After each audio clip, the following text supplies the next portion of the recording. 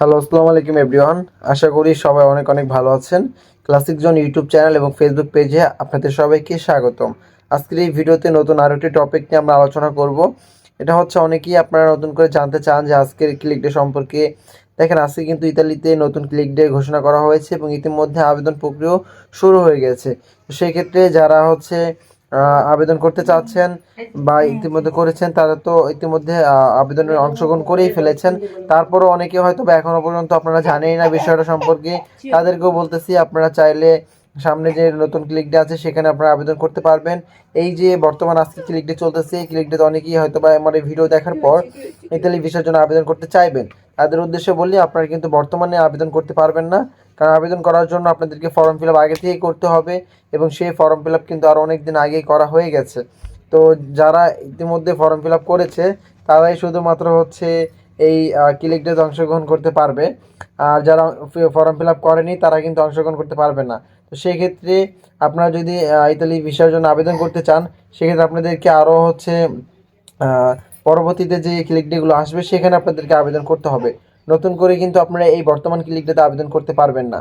তো যারা ভাবতেছেন যে ক্লিক ডে আবেদন করবেন, তাদের জন্য কিন্তু এই বিষয়টা আমি আপনাদেরকে শিওরলিভাবে ক্লিয়ারলি জানিয়ে দিলাম।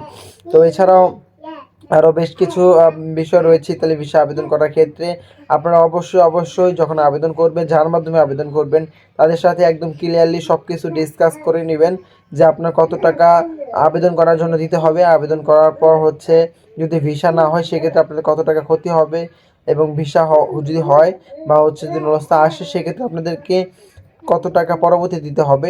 ভিসা হওয়ার পর টাকা নেবে নাকি হচ্ছে ভিসা হওয়ার আগেই নলস্তা পাওয়ার পরে সব টাকা নিয়ে নেবে, এই বিষয়গুলো সম্পূর্ণভাবে আপনারা ক্লিয়ার হয়ে তারপরে ইতালি ভিসার জন্য আবেদন করবেন। তো এছাড়াও আরও যে সকল বিষয়গুলোতে আপনাদেরকে খেয়াল রাখতে হবে সেগুলো হচ্ছে, আপনারা হয়তো বা জানেন বিগত বছরগুলোতে নলস্তা হওয়ার পর কিন্তু সেই নলস্তা আবার অনেকে নলস্তায় কিন্তু রেভোগারি করে নেওয়া হয়েছে। তো সেক্ষেত্রে আপনারা যারা এই বছর আবেদন করতেছেন বা করবেন, তাদের যদি নলস্তা ওঠে, নলস্তা ওঠার সাথে সাথে আপনার টাকা পয়সা লেনদেন করবেন না। সেক্ষেত্রে কিন্তু আপনারা নিজেরাই প্রতারিত হতে পারেন।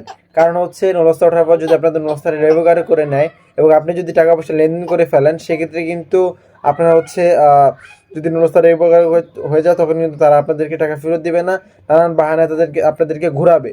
তো সেজন্য আপনাদেরকে অবশ্যই বলবো, যদি নলস্তা ওঠে আপনারা যে কোনো উপায় হোক 1-1.5 মাস 2 মাস অপেক্ষা করাবেন তাদেরকে। টাকা হাতে নেই বা এই নেই সেই নেই বিভিন্ন বাহানা দিয়ে তাদেরকে 1-1.5 মাস অপেক্ষা করাবেন।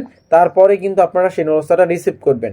সেক্ষেত্রে দেখা যাবে, যদি আপনার নলস্তাটি হচ্ছে রেভোগারি করে নেয়, সেক্ষেত্রে কিন্তু দেখা যায় যে আপনার নলস্তা ওঠার 7 দিন, 1 সপ্তাহ বা 1 মাসের মধ্যে কিন্তু নলস্তা রেভোগারি করে নেয়। তো সেক্ষেত্রে আপনার যদি এই সময়টা অপেক্ষা করে তারপর হচ্ছে করেন, সেক্ষেত্রে কিন্তু আর নলস্তা রেভোগারি অপশন থাকবে না। তো আশা করি এই বিষয়টা আপনারা মাথায় রাখলে আপনারা প্রতারিত হওয়ার থেকে অনেক অংশেই বেঁচে যাবেন।